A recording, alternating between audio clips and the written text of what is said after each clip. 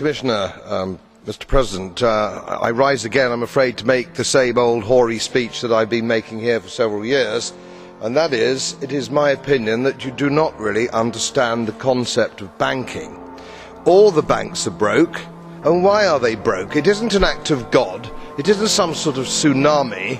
They are broke because we have a system called fractional reserve banking, which means that banks can lend money that they don't actually have.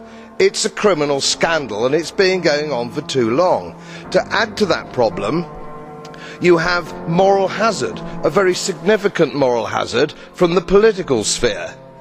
And most of the problem starts in politics and central banks, which are part of the same political system.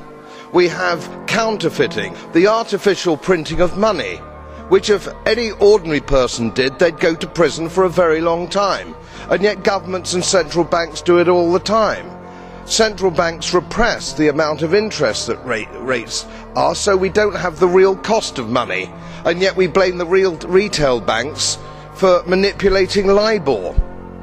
The sheer effrontery of this is quite astonishing. It's central banks that manipulate interest rates, Commissioner. And plus, underneath all this, we talk loosely, in a rather cavalier fashion, do we not, about deposit guarantees. So when banks go broke through their own incompetence and chicanery, the taxpayer picks up the tab. It's theft from the taxpayer.